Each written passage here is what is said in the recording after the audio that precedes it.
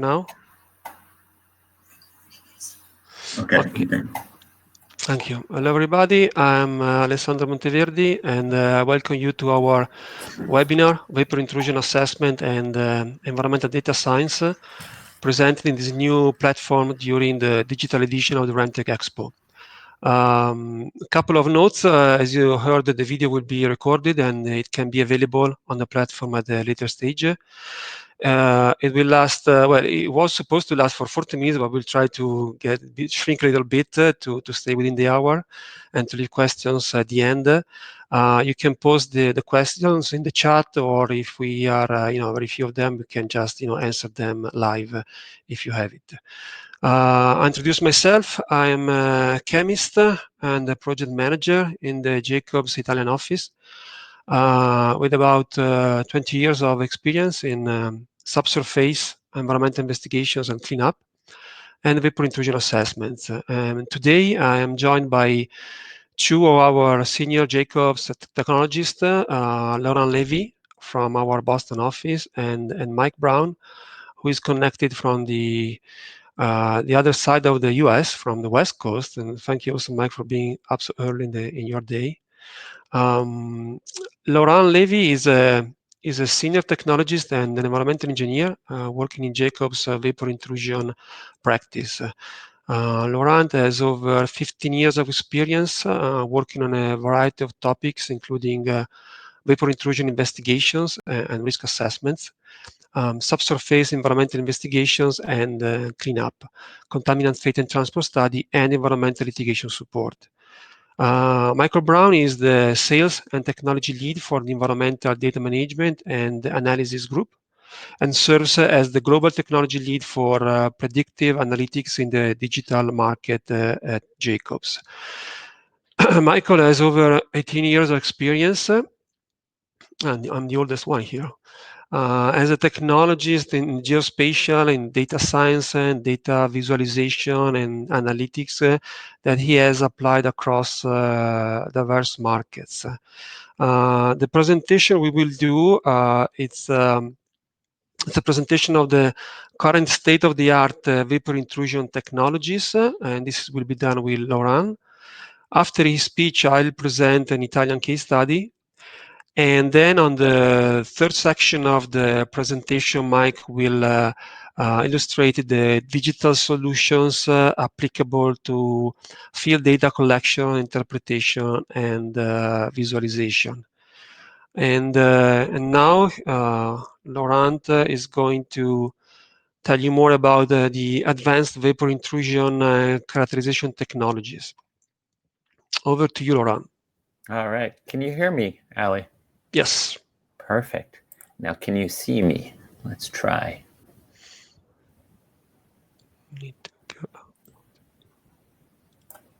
All right. Okay. I'll go back on the... You see the screen? Yep. Okay. To you. Good afternoon, everyone. I'm Laurent Levy. I work out of the Jacobs office in Boston, in the US. On a personal note, I am a French native, which you may pick up from my accent, so I'm almost a neighbor for the Milan office by heart.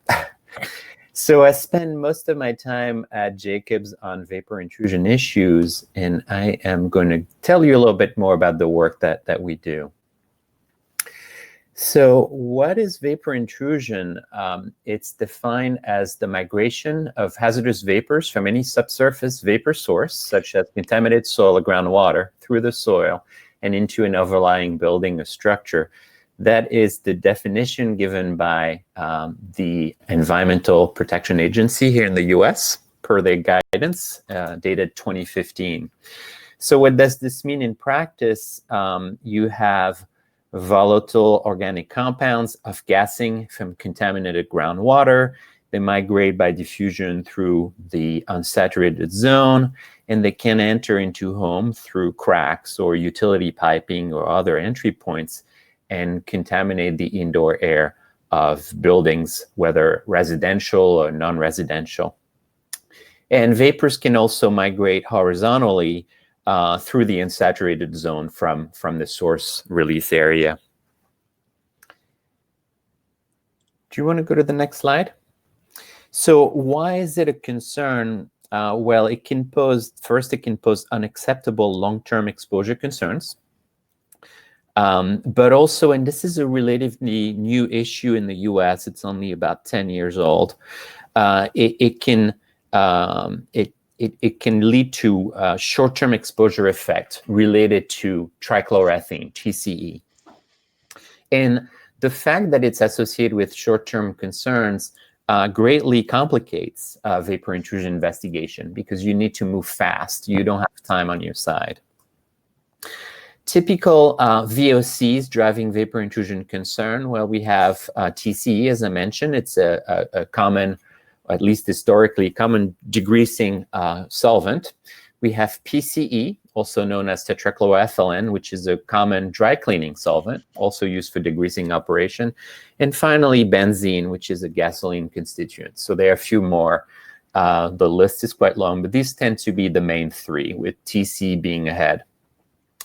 As you probably know, vapor intrusion investigation are complicated by the presence of VOC in indoor air, which is due to background sources. So you have cleaning products, dry cleaning, clothing, consumer products, glue, gun cleaners.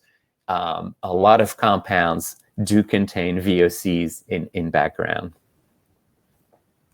You want to go to the next slide? So the evaluation of vapor intrusion has changed significantly over the past 20 years. Historically, we'd start with screening groundwater. And if need be, if we had some exceedance in screening level, we'd go to exterior soil gas and then to subslab soil gas. And finally, we'd sample indoor air. This was the so-called linear approach, the indoor air last approach. And to conduct vapor intrusion investigation, Summa canisters, as you can see on that picture, was one of the most common technique. It continues to be the most common technique to date, at least in the US and I know in certain parts of Europe. The canisters, the Summa canisters, can be used both for soil gas sampling and also indoor air.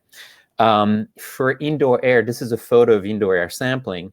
It is typical to collect a sample for either 8 hours or 24 hours so that the sample can represent a time average sample.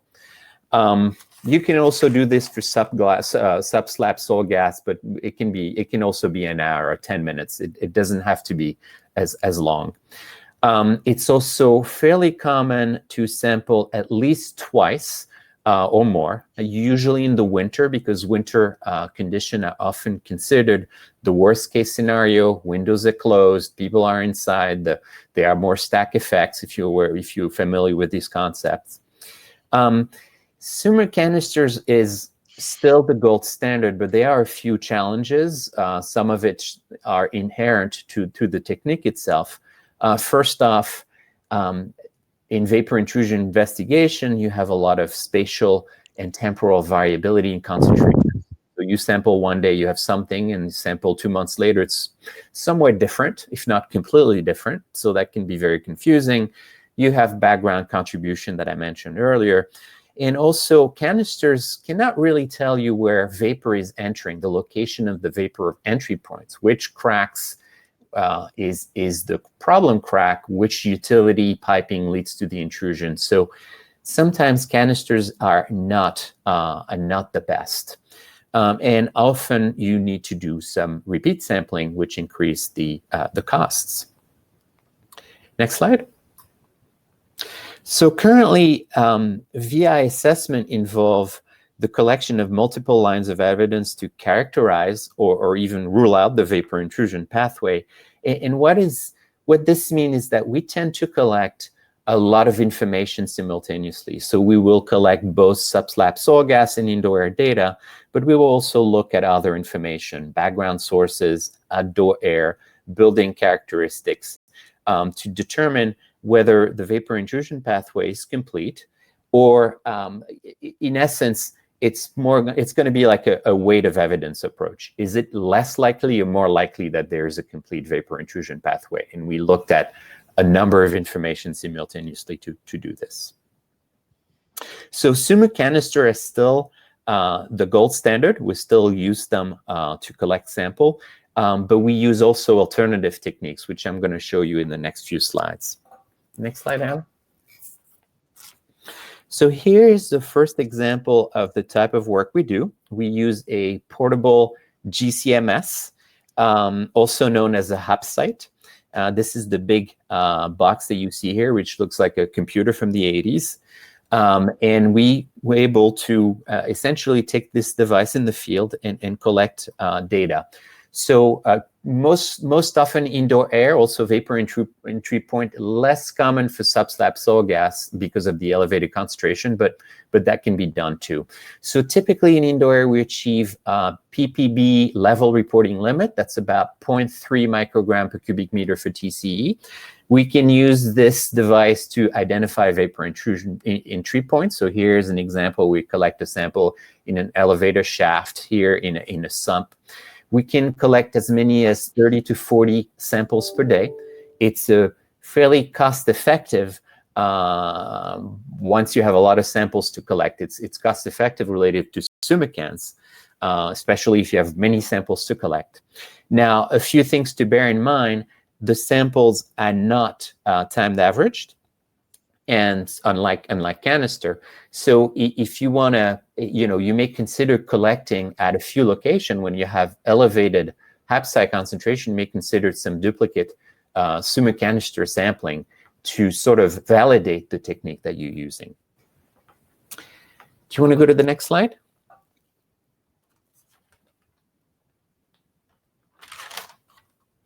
Here's another technique that we use called indicators and tracers. Indicators are metrics that can be indicative of elevated vapor intrusion concentration. So you have temperature is one that we use commonly, differential pressure, barometric pressure.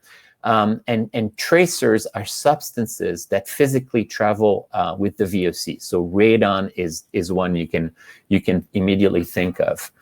So here's an example of data collection program that we did at a site here in the US showing radon and TCE correlation.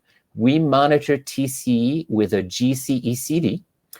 So that's a relatively sophisticated device, but simultaneously monitored radon in indoor air using a consumer-grade device called the Radon Eye that you see here in that photo. That's basically the size of, I can't think of anything right now, but it's about 20 centimeters in height. It's not very big. And here what you can see are concentration of TCE plotted over about a 1-year period. Same thing for radon. It's the blue line. The blue is the TCE and the red is the radon. And what you can see here is the concentration are changing significantly over time. It tends to be lower in the summer and higher during the winter, during the heating season. And what you can see is when the TCE concentrations are high, so are the radon concentration. In fact, if you look at the correlation, the TC becomes quite high when the radon is high. So if you don't have a GCECD, you could consider simply monitoring your radon, which is a fairly cheap device to collect. You can monitor over a long-term period, and when you see spikes in radon, it might be time to collect your VOC sample with a Sumo canister. So that's a way of getting the worst-case condition using a radon device. It works. It doesn't work all the time. There are a number of conditions to achieve to get this to work, but it can work very nicely in some areas. Next slides. Here's another technique, which is called building pressure cycling. So during a building pressure cycling test, we use a blower door. It's used in the energy industry, but we use it for the vapor intrusion assessment. And you can use that blower door to pressurize or depressurize a building or a space within a building. So you essentially use the blower door in the depressurization mode. You essentially blow some air from inside the space to outside, and you create negative pressure condition inside the building, which induce vapor intrusion. And when you want to suppress vapor intrusion, you blow air from outside to inside using your blower door, and you essentially prevent vapor intrusion from occurring. And then you use the HAPsite to monitor concentration as you create those cycles. So this is a very interesting technique. You can determine if VI is occurring. You can measure worst case concentration condition when you introduce the vapor intrusion, and you can use your HAPsite to identify vapor entry points. So let's go to the next slide. I'm going to show you a couple examples. Here we tested an office at a site in the US. We use background concentration. We were tracking PCE. Background concentration were a little less than 1.3. It was 1.3 microgram per cubic meter or less. We induced vapor intrusion. We depressurized the office first at -5 Pascal, then at -10 Pascal, and then in the last part of the cycle, we pressurized the building at +5 Pascals. And during the pressurization, the PC concentration increased to close to 10 microgram per cubic meter, then increased further at -10 Pascal to close to 30 microgram per cubic meter. And then when we pressurized the building, the PC went away and was close to detection limit. So this is a clear case example of vapor intrusion where we depressurize the building, vapor intrusion is occurring, and when we pressurize the building, vapor intrusion is gone. And through trial and error, we were able to find some vapor intrusion entry points in the form of sumps in the space that we were monitoring. Next slide. So here's an example where vapor intrusion was ruled out. We did a fairly similar test at -10 Pascal and -15 Pascal for depressurization, and then 10 Pascal for pressurization. And in each case, the PC concentration remained more or less constant around 10 microgram per cubic meter. So that's indicative that this is not related to vapor intrusion. And through trial and errors, we were able to identify some dry cleaning garments inside the closet of the space we were testing. Next slide. So I just want to say a few words about vapor intrusion mitigation. In many instances, vapor intrusion mitigation can be achieved by simply depressurizing the subslab relative to the indoor air of the space. Fairly common, fairly identical to a radon system. If you're familiar with radon system, you essentially pull air from the subslab through an extraction point, and then you vent it out using a fan. This is an example of a radon system here in the US. For fairly large building, like commercial structures, this may take more than one fan. So we'll typically do some what we call diagnostic testing to determine how many fans, how many blowers we're going to use to pressurize the space. And it's not a very complicated test. You simply do a hole in the ground, and you can use a shop vac, pull some air, and then go to different monitoring point location around that pipe to figure out whether you are able to register the vacuum. And during the extraction, you simply monitor the air quality, the subslab vapor quality with a PID, or you can sample it and get a sense for whether some treatment is needed for the vapors. Next slides. So you have other techniques. Active depressurization is the most common, but in some cases, you can, for very large, a complicated building, you can adjust HVAC for operation, for example, can be energy intensive, but in some instances can be more cost effective than installed depressurization systems. You can also consider at the bottom row here, soil vapor extraction, which in addition to treat your source and remaining outside of the building, can have some benefits for buildings that are adjacent to the SV system. So there's an organization of states called the ITRC, also it stands for Interstate Technology Regulatory Council here in the US, that is currently developing guidance and fact sheets specific to vapor intrusion mitigation techniques. There's a draft that has been released earlier this year that is for public review. And if you want to contact me, I'm happy to give you a link to that draft. And it should be expected, we expect it to be finalized at the end of the year. It's a fairly detailed set of technical sheets and fact sheets. And it's probably going to be the most advanced document to address vapor intrusion mitigation. That's all I had. Ali? Thank you, Laurent. Very comprehensive and interesting. Yeah, I'll start from here, and I'm gonna presenting a case study that refers to vapor intrusion investigation at a multipurpose residential site. And the approach here to the vapor intrusion assessment was basically a combination of the state-of-the-art VI technologies and derived from the UX experience that Laurent has just explained, and the Italian national guidance requirement. So looking at the site, we are at the site in a urban area in the northern part of Italy. In terms of the conceptual site model, the site is characterized by a secondary source of contamination. Soil is impacted by chlorinated hydrocarbons, CHC, metals, also including mercury, polyaromatic hydrocarbons, and petroleum hydrocarbons, TPH.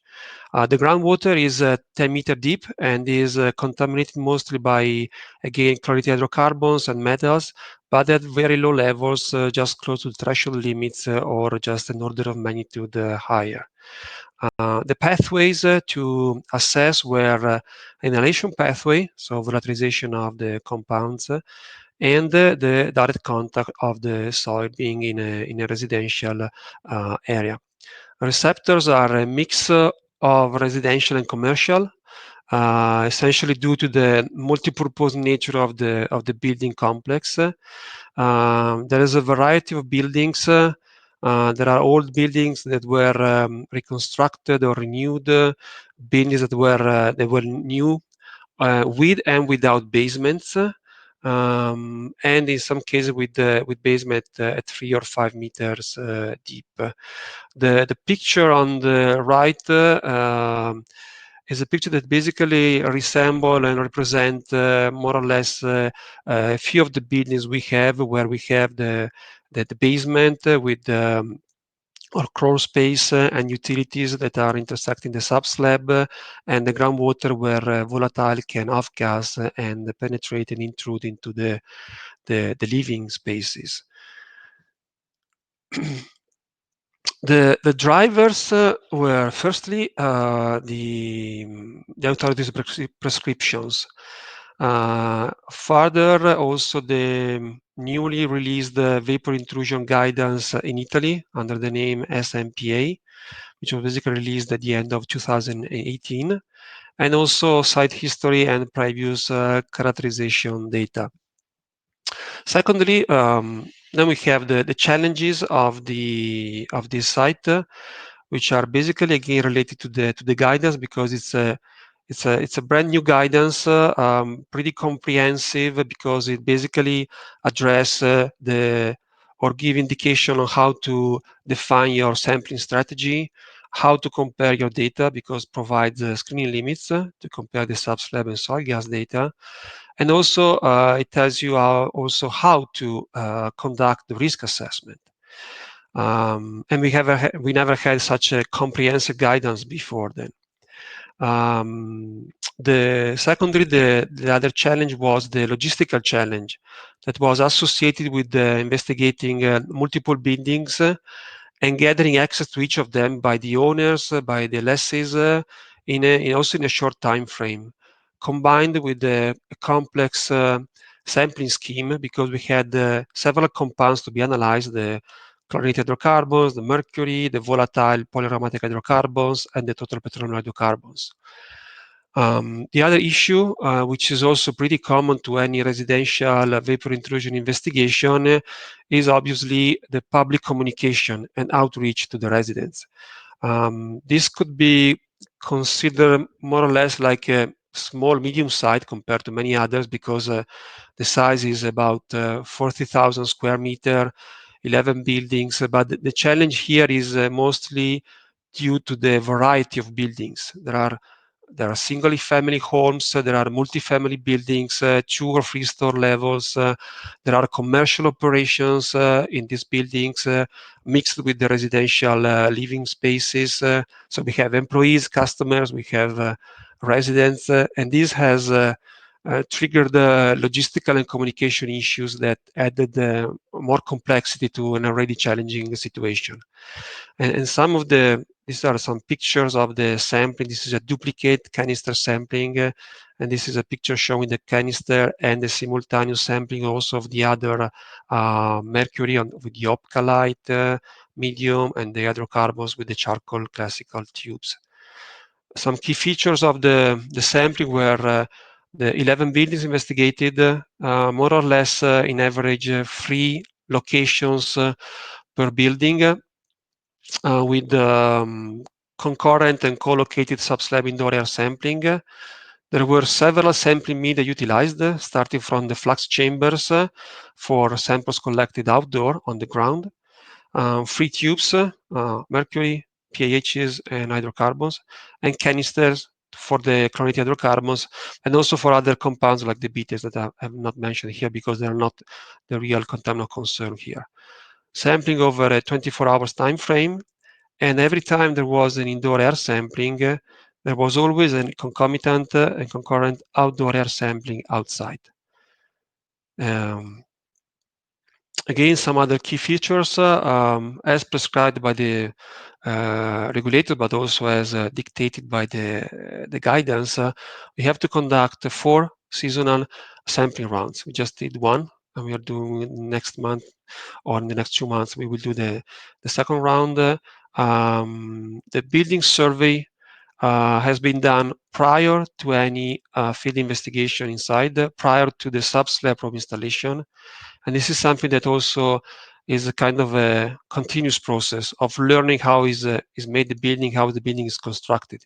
It's not something you have to compile, how to say, just the first time you see the building, but every time you do a round, you should always seek for additional information and update this building survey. Background outdoor air sampling was also done at the fence, at the boundary of the site, to evaluate if there was any upwind contribution to the outdoor air levels of the compounds.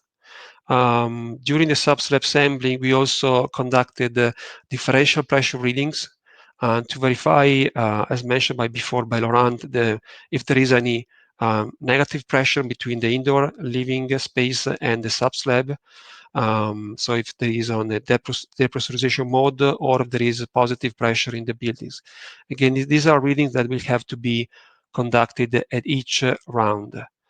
Further, we also have implemented a very strict and rigorous sub-slab sampling methodology to basically avoid false negative results. So first of all, a leak check procedure of all the sampling train that has to be installed, a leak check procedure of the subslab probe that were installed in the slab to avoid any short circuit of the probe or the sampling train with ambient air that can cause a dilution and hence also low biasing potentially your results. We are not showing the results here because it's a confidential area, but basically the next step will be an elaboration and evaluation of the data, and basically the main questions we have to answer at the vapor intrusion site or in a vapor intrusion assessment is if the VOC we have detected are related to vapor intrusion pathway or not. Because we know that there are several VOCs in the indoor air, and these VOCs in the indoor air could come from many sources, not just from the subsoil, not just from a contaminated soil beneath a slab. They can come from outdoor sources, especially in a urbanized area with traffic or other commercial or industrial activities around. It can come from indoor sources, from cleaning, from glue, from any type of product. We can furniture that can also off-gas VOCs. And it can come also from preferential pathways, from sewer system, from utility conduits that can run through our slab or can intercept the slab. So the assessment pass through a combination, a correlation of this data, like Laurent mentioned, the multiple lines of evidence approach. We need to simultaneously collect multiple type of data from multiple sources and then correlate this data in a way to determine if they are correlated to vapor intrusion or if they are not.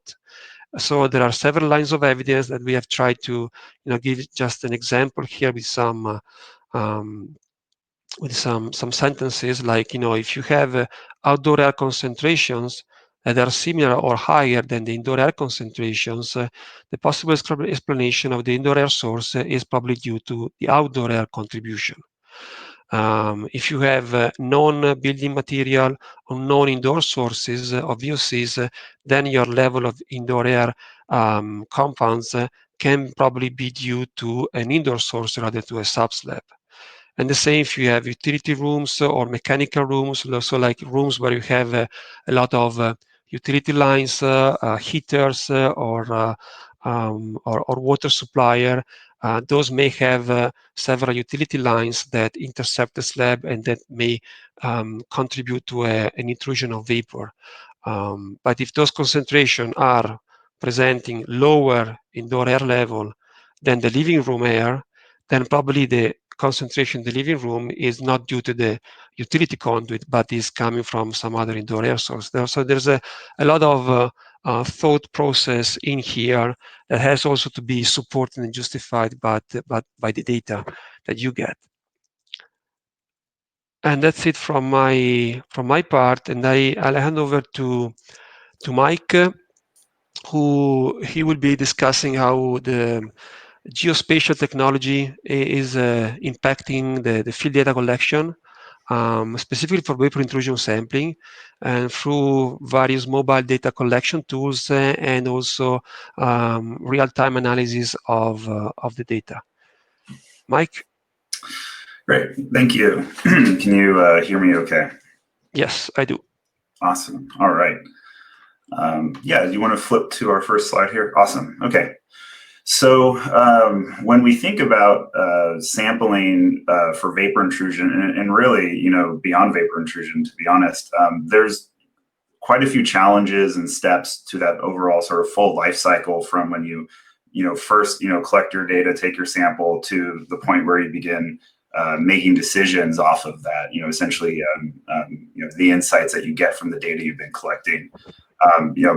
Steps include things like project planning, designing your sampling approach, communication and scheduling, getting the field team and all the various stakeholders in place, knowing where they're going to be and where they're going to go, to just performing the sampling, the data collection, and then, beginning to analyze all of that data to really create context and understand. So doing things like visualizing the data, and then analytics to look for trends and correlations. So, all of that's done ultimately to support that decision-making process so that actionable plans are generated from all of that work in the field. Along the way, there's a lot of challenges that present themselves. When we're collecting data, data needs to be captured accurately to ensure, high integrity of that data. When the data you get in is going to drive your decisions, so bad data in is bad decisions, really. And then while you're, while you're sampling, when your sampling is finished, you're essentially now in a waiting time where you are just waiting on results. You're waiting on analysis. You're waiting on visualization, and you're basically waiting to make decisions. And so reducing that time is what I like to call the time to insights, is really the key to reducing your overall effort and increasing the efficacy of the project. So there's a lot of tools that are available now when we think about where some of the geospatial technology has gone, and how we can sort of integrate these into one cohesive digital ecosystem. So if you look over at the diagram on the right there, we have, this is kind of what a digital system looks like to support vapor intrusion sampling. So we have mobile data collection applications where the data gets collected. It's very, very straightforward now for these to sync directly to the cloud in a real-time or near real-time manner. And that means when I say sync to the cloud, it's going directly into the database. So there's no transcription of this information. There's no back and forth. There's no pulling it off the device and putting it in there. There's a very, very real, one-way street into it. And also data can get pulled back out, which is why you see the arrows go in those ways. We can also integrate into the system sensor data. So, Laurent talked a little bit about the HAPsite machine and some of these other tools. I'll focus on the HAPsite here in a little bit. But really the power is once it's in this platform, we have access to automated data processing and analytics, which is where we're actually able to crunch through the data, generate reports and charts, and then essentially expose those through web applications to our stakeholders and project managers. And that's really, that flow happens very, very fast in real time or near real time, depending on the sort of the way the data is being collected. So let's jump to the next slide here. Okay, so I want to walk you through a little bit of how this could look on a project, and I'm going to use an example of sampling with the HAPsite machine. So Laurent talked a little bit about the HAPsite machine. It's a, from somebody who's involved on the data side, I really like the HAPsite machine because it gets me a lot of data into the system. So what we have in the field side is we have a mobile form. And that mobile form is doing a couple things. It has smart form functions. So we talked about data integrity, so that the form can actually do calculations for you. It can provide you, pick lists. It can incorporate your sampling plan, so you're capturing data accurately up front. We've done some case studies on this, and we've seen quality issues, reduced by 75% when using these mobile forms. The other thing they do is they provide you spatial context. You can see where you're at on the site. You can see, like in this example, you can see, your relationship to a plume, to a preferential pathway or underground utility. If you have the data for that, and from your GIS, you can bring it in, and then your field team, very much knows where they are when they're performing their sampling. One trick we do when you're working indoors, where we know the GPS does not work well, we're able to, when we can, we provide floor plans so that the team can at least kind of see where they're at and then mark what room they're in when they're performing this, when they're collecting this data. So the mobile form is where you collect all that information about the sample, the location of it, the time of it, fill time, dilution, if you're pressure cycling or not, things like that. So you fill in all that information, you run your HAPsite machine, and you collect that data. The next step is really getting all of this integrated and fused together. And so this is an integration point, that we've come up with to basically bring all that data in. And what that lets us do is very quickly process the HAPsite machine data with the sample data. And that all comes in very streamlined. We're able to perform units conversion, screen levels and reporting limits get flagged, and all of that gets processed and handled immediately. So no, manual calculations, no Excel files, no working through all of that. It's just all handled by the system. What happens is once that's processed, within seconds to a minute, depending on how much data is pushed through, it lands in these web mapping applications. So again, spatial context is key. In VI, there are so many environmental conditions around you. Like the plumes. What sample? Different concentrations next to each other. How does that whole environment look? And so using these web mapping applications, that data can come in. You can see the results there live on the map almost immediately. And people who are not able to be at the site, which is very common now given our situation with COVID, can sort of be there and see what's going on. So let's jump to the next slide here, just to kind of walk through that a little bit more for you all. So this is a bit more of an in-depth view of our of what this sort of application can look like. Here again, very map centric, but there's a couple of key tools here. So first off, data does come in as real time, as fast as you're syncing data from the field. It's showing up in here. We've had projects where the person is running around sampling, and our project manager is sitting back watching them sample, and then literally dropping another point on the map, showing them where to go sample next, and that shows right up on their tablet, so they know exactly where to go. So you have this very communicative, collaborative approach with your team. There on the right there, you can see there are these filter tools. They let you filter for different analytes. They let you filter for different sample types. Pressures, things like that. Any of the data that's collected along the way, we're able to filter on, so you can kind of narrow in to the data that you're after. On the left there, we have the time series. So this lets you essentially view your results over time. So, Laurent was talking about pressure cycling. So if you're sampling multiple times at the same location or in the same building, you can actually look at that and see how things have changed, across your sampling, and even go back and look, at prior sampling events, maybe, months or years before. The other thing that's really, really handy is just simple color coding on the map. Is this an exceedance or is it not? So you can very quickly see, this location had an exceedance and this one did not. And that adds just a ton of context for you. And then finally, the analysis doesn't just stop here in the map, in this application.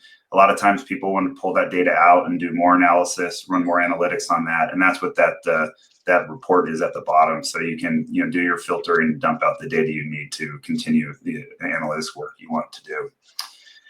So next slide, please. So really what this all does is this ties up to decision support. So, when Alessandro or Laurent are looking at the data, we can essentially answer all the questions for them in the application. So when they want to know, how does the concentrations change over time, that question can be answered right here with our time series. And when they want to know, well, where was this sample in proximity to the plume, again, that's right here on the application. Same thing with utilities. So bringing all of this data together into one spot really helps them answer a lot of these questions on the fly. Again, I just kind of walked through some typical questions that I tend to get from folks here. Show me different results. Show me the most recent results, and the results that were from last quarter or a few months ago. So this sort of application really helps people sort of self-serve and answer questions very rapidly, where, traditional methods where you're making figures, using Excel files, things like that, there's a lot of back and forth, a lot of time lost, and that time to insights is much, much higher than when you use an application like this. So thank you. Okay. I think we just reached the hour, and let me go back to the screen and see if there are some questions. I'll start with the first one from Craig. Are you familiar with the vapor pinning that is used in conjunction with vapor barriers? Okay, personally, I haven't used this one in conjunction with the best. Probably Laurent has probably some insight on. At the site that we presented, that we actually have used this pin as a subslab probe.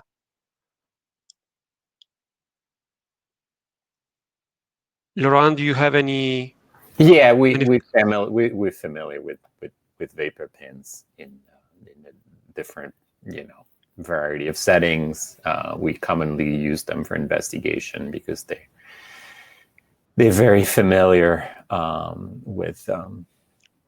they're very easy to install. For mitigation, I know you can use some insert to do some pulse monitoring. I have not seen them personally, except at some exhibit, but I'm familiar with them. I'll go to the next question. Hial Mason, please elaborate about the VIMS. Which lining should be used and for which type of COCs, and how these sealing lining sprays are tested and verified to make sure they can be used for successful mitigation. Are there any standards required by US EPA? Guess this is mostly for you, Laurent, for the VI mitigation. Yeah. So on mitigation, so liners, this is a question about liners, right? So liners tend to be used for new construction. It's very difficult to retrofit an existing building with a liner. You have two type of liners. One is you can spray it on. I forgot. I think one product may be called the liquid boot, and another one is simply to use a membranes on top of your fill material and your aggregate. So you put a membrane before you pour your slabs. You can use liners in combination with what we call venting system, whether it's a passive and active venting system. And it the combination of a venting system and a liner is a fairly common practice for new building constructions. So I don't want to get into details here because it's slightly off my comfort zone, but I know that the ITRC technical guidance will address this. So I invite you to contact me, and I'm happy to send you a link about where you can access details and information about this. Okay. Do we encourage passive outdoor sampling? Yeah, this was actually also one of the questions I had for you, but yeah, because in the past we always have seen some push from the EPA also to use the passive sampling also indoor. In our guidance in Italy, there's not really a lot of mention about passive sampling.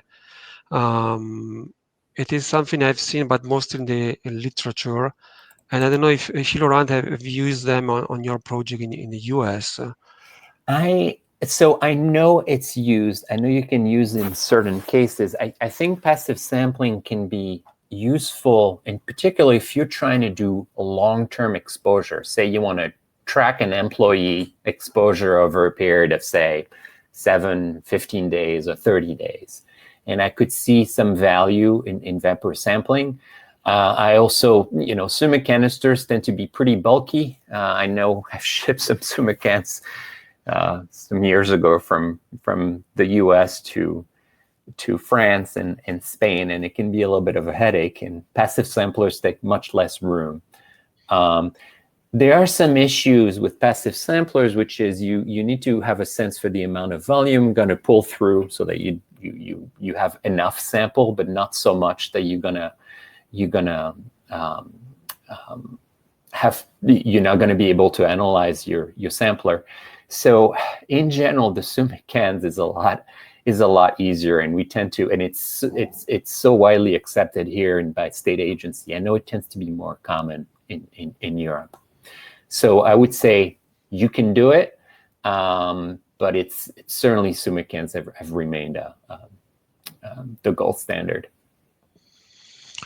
Yeah, was clarifying that these mainly passive soil gas sample to be used for soil gas sample for screening. Oh, Probably something like the Gore sockets, like the Gore sorbent thing. So I think these are really useful when you, for exterior soil gas, and indeed Gore sorbers and a number of other products. It's useful when you're trying to characterize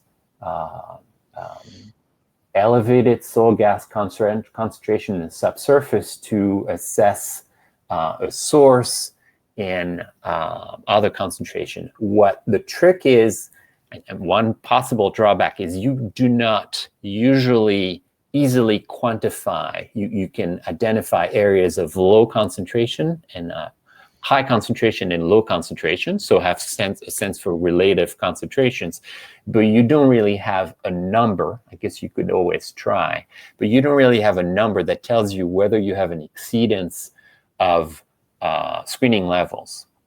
So ultimately, you do have to collect a soil gas sample and turn this into a concentration. And I think those passive samples are not always the best or not always ideal to do that. So I guess it's a good step, but it may not be sufficient. You could use, those tubes, and you could use the passive samplers for an exterior soil gas characterization, and then once you have to move into a structure, switch to a SUMICAN or another technique to get subslab soil gas data.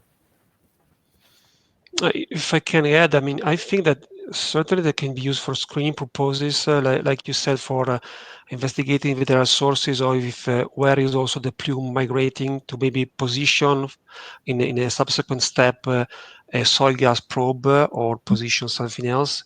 When I use them for mostly for occupational risk exposure, I think they have two main issues. One is, as you mentioned, the volume of air.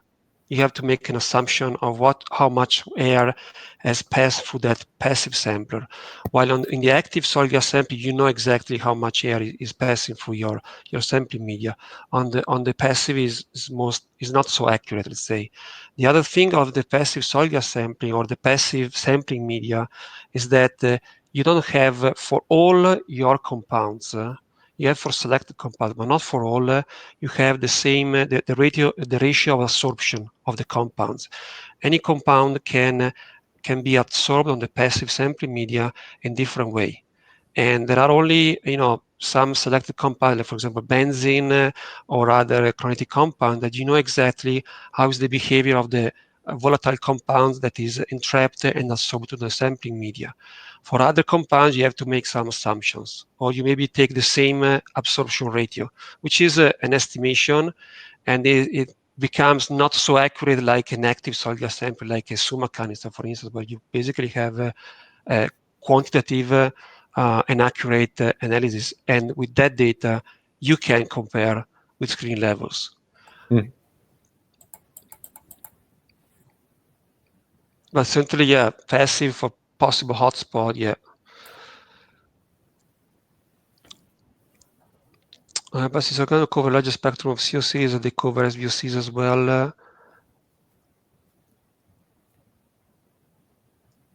Yeah, they can, but I mean, even for the soil gas, it's still something that, even though can cover a wide range of time, because you can leave your GOR socket, or you can leave whatever else for, I don't know, a month or 15 days, you still have the issue of how many, to correlate the amount you will get from the lab, because you will get an amount. And to understand how much is the concentration in air, you have to divide by volume. And that's again an inaccurate value. So it certainly is something that will give you, I think, an indication of where is a hotspot, where is the problem. And if this problem is diminishing through the line or through the plume or whatever. But it has never been used so far as a data to compare with the screening levels. For instance, in our guidance, for instance, we are not allowed to use passive soil gas data or subslab data to compare with the threshold limits. It's just because they may provide not 100% accurate data. Mm-hmm. And certainly, as we see, probably, yeah, with time it can be probably better than an active soil gas sampling, but an active soil gas sampling, if it is done properly with the right flow rate that mimics the real desorption and the real off-gassing, it is most preferable, I would say, in most cases. Yeah, I'm also starting to think here we might be focusing on soil gas investigation as part of a characterization of a source, not necessarily in the context of vapor intrusion. I mean, I'm not going to dismiss semi volatile organic compounds, but overall, having a vapor intrusion issue related to semi VOCs, it's certainly not as common as having an issue of vapor intrusion VOC related to VOCs. So all of this, point taken that you can't really, you certainly cannot collect SVOC with a SUMICAN, and you have to use a passive technique. Even naphthalene, you borderline with naphthalene, though you can do it with a SUMICAN. These are not so common for VI investigation in the end. So This ends up being more of a source characterization and the typical soil samplers versus soil gas sampling and characterization of the groundwater, but not necessarily VI. Okay. Yeah, I totally agree with you. Let's read your comment for screening sources. Yeah, Claudio? Well, no, I don't have any technical question, and I see the conversation